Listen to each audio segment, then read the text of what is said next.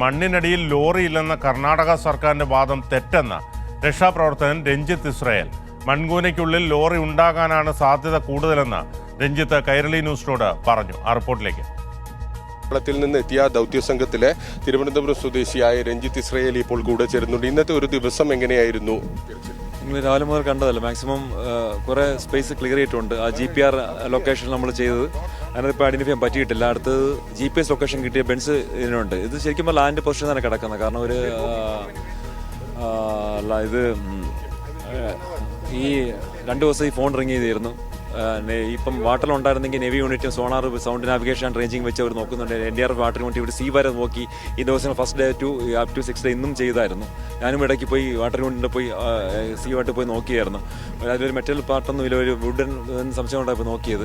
അവിടെ സംതിങ് ഈ ലാൻഡ് സൈഡിൽ തന്നെ, ഈ ലാൻഡ് ഏരിയ തന്നെ കിടക്കാനുള്ള ചാൻസാണ് ഇപ്പോഴും ഉള്ളത്. പക്ഷേ വൈകുന്നേരം സർക്കാർ തലത്തിൽ വരുന്ന ഒരു അറിയിപ്പ് റവന്യൂ മന്ത്രി പറഞ്ഞത് ഈ ഭാഗത്തില്ല, 90% മണ്ണ് നീക്കം ചെയ്തു, പുഴയിൽ ഉൾപ്പെടെ പരിശോധന നടത്തുന്ന കാര്യം ആലോചിക്കണം. നമ്മളെ അഭിപ്രായം ഞാനിത് നോക്കുന്നില്ല. ഇപ്പം ഇന്ത്യൻ ആർമി നമുക്ക് നമ്മളൊക്കെ സജഷൻസ് തന്നെയാണ്. അവർ നമുക്ക് അനുകൂല പോസിറ്റീവായിട്ട് നിൽക്കുന്നത്. ഇന്ത്യൻ ആർമി നിങ്ങൾക്ക് ചോദിക്കാം. നമുക്ക് മേജർ സാർ പറഞ്ഞാൽ നേരത്തെ സാറിന് കൂടെ നിന്ന് ഞാൻ നേരത്തെ ഇന്ത്യ കുറിച്ച് ചെയ്തു. മേജർ സാർ NDRF അതോറിറ്റി എല്ലാം നമ്മളങ്ങനെ ട്രേസ് ചെയ്യുന്ന അത് കണക്കാണ് അവർക്കും സപ്പോർട്ടീവായിട്ടുള്ളത്. ഈ പുഴയിലേക്ക് പോകാനുള്ള ഒരു സാധ്യത ഇല്ല എന്ന് തന്നെയാണ് ഇപ്പോഴും. ഇല്ല, പുഴയിലേക്ക് ഒരു 12 വെഹിക്കിൾസ് അവർ റിക്കവർ ചെയ്യായിരുന്നു. ബാക്കിയുള്ള നമുക്ക് ട്രേസ് ചെയ്യാമല്ലോ. വേറെ അതിൻ്റെ അകത്ത് പുഴയിലേക്ക് വെഹിക്കിൾ തന്നെ ഉയർന്നു വന്നതിനത്. ബാക്കിയുള്ളത് സോണാർ വെച്ച് ഐഡന്റിഫൈ ചെയ്യുന്നുണ്ട്. ഒന്നും കിട്ടിയിട്ടില്ല. ലാൻഡ് തന്നെ എന്തായാലും നാളെയും ഈ ഭാഗത്ത് തന്നെ പരിശോധന തുടരും. നാളെ ഈ ഭാഗത്ത് നാളെ ഈ ഒരു സ്ഥലത്ത് നിന്ന് അങ്ങോട്ട് റിമൂവ് ചെയ്ത് പോകുന്നേ ഉള്ളൂ. ഇവിടും ഇതിന്റെ ലെഫ്റ്റ് സൈഡ് നമ്മൾ നോക്കുന്നുണ്ട്. ഈ 2 land areas full question cover ചെയ്യും നാളെ.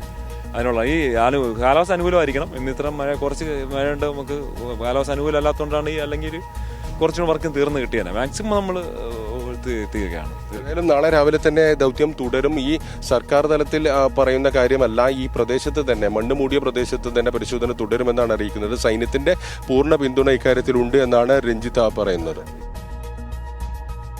സിജു കണ്ണനാണ് വിശദാംശങ്ങൾ നൽകിക്കൊണ്ടിരിക്കുന്നത്.